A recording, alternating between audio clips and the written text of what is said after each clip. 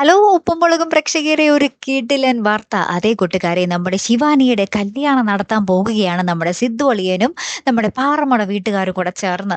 കുറെ നാളെ നമ്മുടെ ശിവാനിക്ക് പെണ്ണാലോചിക്കുന്നു, നമ്മുടെ ഭവാനി അമ്മൂമ്മയായിട്ടാണെങ്കിലും നമ്മുടെ പാറമട വീട്ടിൽ എല്ലാവരുമായിട്ടാണെങ്കിലും.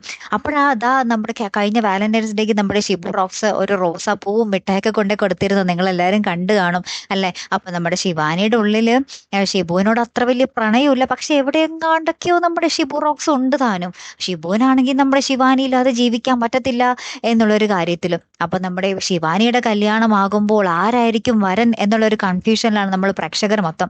പ്രേക്ഷകരില് മിക്കവരും പറയുന്നത് ഷിബു റോക്സും ശിവാനിയും കല്യാണം കഴിക്കണമെന്നാണ് കേട്ടോ. അപ്പൊ ഷിബു റോക്സും ശിവാനിയുമായിട്ടുള്ള കല്യാണമാണെങ്കിൽ നിങ്ങളൊന്ന് ആലോചിച്ച് നോക്കിയേ, അവർ തമ്മിൽ കല്യാണം കഴിക്കുന്നതും നമ്മുടെ സിദ്ധു അളിയൻ ഈ കല്യാണം നടത്തുന്ന നിമിഷങ്ങളൊക്കെയാണ് നമ്മുടെ ഉപ്പും മുളകിൽ ഇനി വരാൻ പോകുന്നതെങ്കിൽ കിടിലനായിരിക്കും അല്ലെ പ്രേക്ഷകരെ? നമ്മുടെ ശിവാനിയുടെ കല്യാണം കഴിഞ്ഞ് കേശുവും കല്യാണം കഴിച്ചോട്ടെ. കേശുവിന് പിന്നെ ഓൾറെഡി നമ്മുടെ മെർലിൻ ഉണ്ടല്ലോ അല്ലേ? കാത്തിരുന്നേനെ കാണട്ടെ. അപ്പൊ അടുത്തൊരു വീഡിയോ വരുന്നത് വരയ്ക്കും. Here am the Malayali signing of.